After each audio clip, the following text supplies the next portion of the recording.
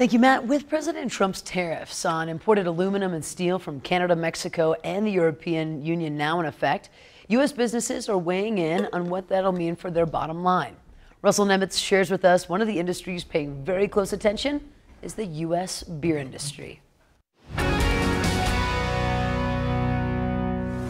Aluminum is a huge portion of what we sell. 60% of our business is aluminum can, and about 9% of it is keg business, which is steel. So they both have an impact on how much our product will cost eventually and cost the consumer. John Decker is owner of Briggs Distributing in Billings, Montana. He says the tariffs will have a huge trickle-down effect on local economies. Well, not only does it impact us, but it impacts the farmers that grow Coors barley and other barley here in the state for other competitive brands.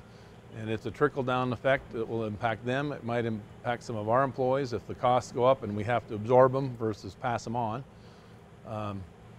In the restaurant business, I mean, there's a trickle-down effect that could be huge. The Beer Institute agrees. The organization, which was founded in 1862, represents over 5,000 brewers and more than 2.2 million American jobs.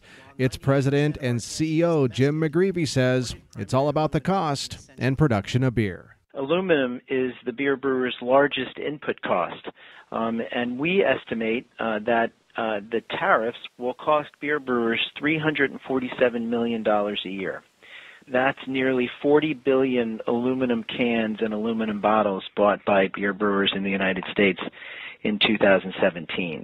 Bill Coors is actually credited with inventing the aluminum can in 1959, and the Coors family has had a relationship with barley growers in Colorado, Idaho, Montana, and Wyoming for a lot of years.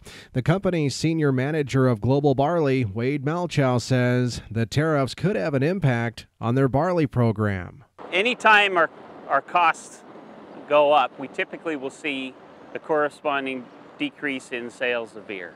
And obviously in a community like this, an agriculture community, our worry is that will those increased costs translate into a reduced demand?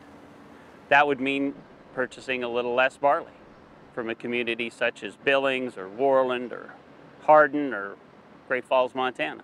Bill Coors once coined the phrase, "Barley is to beer as grapes are to wine," and this is just another great example of how policy that's set in Washington, D.C. does eventually trickle back home to our Main Street businesses here in farm and ranch country. In Huntley, Montana, Russell Nimitz, MTN News. Now, Russell also adds that these tariffs are going to impact smaller craft beer brewers as well, also beginning to sell their products in aluminum cans now. Shifting gears.